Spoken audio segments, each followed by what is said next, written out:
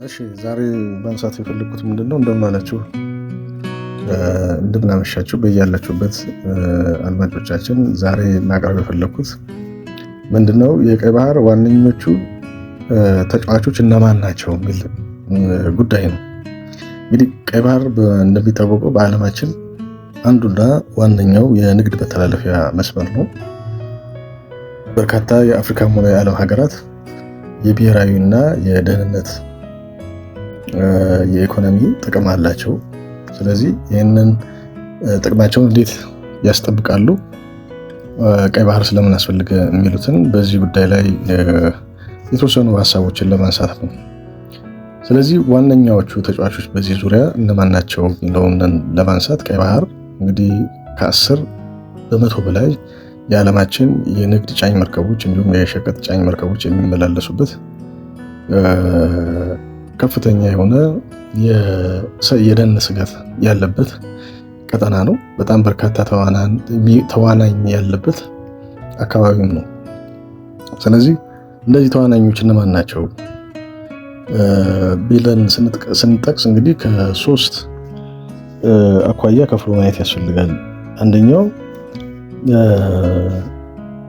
ግብፅ፣ ሳውዲ፣ ኢራን፣ የመን፣ የተባበሩት አረብ ኤሚሬት እና እስራኤል አብዛኛውን በዚህ ቀጠና በመካከለኛው ምስራቅ ቀጠና የሚገኙ ሀገራት ሲሆኑ በአፍሪካ አካባቢ ደግሞ እንግዲህ ኢትዮጵያ፣ ጅቡቲ፣ ሱዳን እና ኤርትራ በሁለተኛ ደረጃ ላይ የሚታዩ ናቸው። ሌላው ሶስተኛው እንግዲህ በዓለማችን ግዙፍ የሆኑ ሀያላን ሀገራት ናቸው። ሶስተኛው ምድብ ላይ የሚገኙት አሜሪካ፣ አውሮፓ ህብረት፣ እነዚህ የኤዥያ ሀገራት ናቸው። እነዚህ ሀገራት እንግዲህ የየራሳቸው የኢኮኖሚም ሆነ የብሔራዊ ደህንነት ስጋት ጥቅም አላቸው ማለት ነው። እንግዲህ በዚህ ጥቅማቸው ላይ ተመስርተው የተለያዩ የመልክዓ ምድራዊ ፖለቲካ ወይም የጂኦፖለቲክስ ስራቸውን ያከናውናሉ። ይህንን በማከናወኑ ረገድ እንግዲህ ትልቁን ድርሻ የምትወስደው እንደምታስታውሱት የተለያዩ ከቀይ ባህር ጋር በተያያዘ ግብፅ 30% የስዊዝ ካናል የጠቅላላ ጂዲፒዋ አካል ነው። በዛ የምታገኘው ጥቅም 30% ቀላል አይደለም። ስለዚህ ድርሻ አላት። በዚህ ድርሻዋ አማካኝነት ከፍተኛውን የቀጠናው የጂኦፖለቲካ ቀጠናው በቁጥጥሯ ስር እንዲሆን ፍላጎት አላት። ለዚህም ሌሎች ሀገራትን በማስተባበር ረገድ የራሷን ሚና እየወሰደች ትገኛለች። በተለይም ዋነኛ በህዝብ ብዛት ከፍተኛ የሆነውን የኢትዮጵያ ጋር በተያያዘ ያለውን የደህንነት ስጋትና የኢኮኖሚ ጠቀሜታ አኳያ ከፍተኛ ስራ ነው የምትሰራው። በጅቡቲ፣ በሱዳን እንዲሁም ሌሎች በመካከለኛው ምስራቅ ሀገራት ባሉ ሀገራት ላይ በየመን፣ በሳውዲ በመሳሰሉ ተጽዕኖ ለማሳደር ትፈልጋለች። እንዲሁ ደግሞ በሌላኛው በኩል ኤርትራንን በመጠቀም ትሰራለች። ሌሎች ደግሞ ከዚህ ጋር ተያይዞ መካከለኛ አቅም ያላቸው ሀገራት ደግሞ ራሳቸው ከሁለት ይከፈላሉ። አንደኛው በተባበሩት አረብ ኤሚሬት የሚመራና ሁለተኛው በሳውዲ አረቢያ የሚመራ ኃይል አለ እዛ አካባቢ።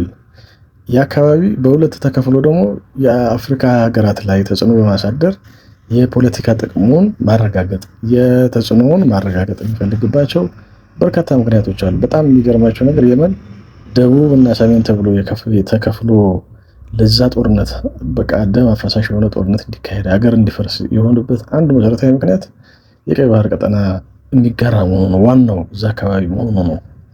ስለዚህ ቀይ ባህር ከሀገር መበተን እስከሚያስችል ወይም ደግሞ እንዲበተን የሚያደርግ የጂኦፖለቲካል ኢንተረስት ያለው ነው ማለት ነው።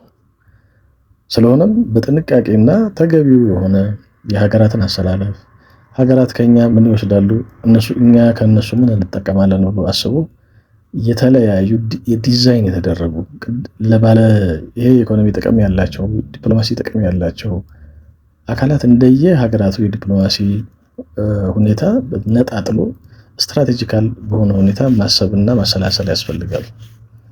ስለዚህ አውሮፓ ህብረት ላይ ምንድነው እኛ የምንኖረው ጥቅም ምንድነው፣ በቀይ ባህር ዙሪያ ለነሱ የምንሰጣቸው ለኛስ የምናገኘው የሚለውን መካከለኛው ምስራቅ ላይ ያሉ ሀገራት፣ በዙሪያችን ያሉ ሀገራት ጋር በደንብ ተሰልቶና በደንብ ታስቦበት መሰራት የሚገባውን ብሎ መውሰድ ይቻላል።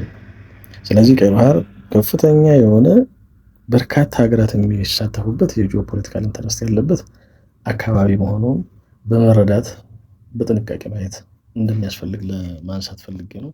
አመሰግናለሁ።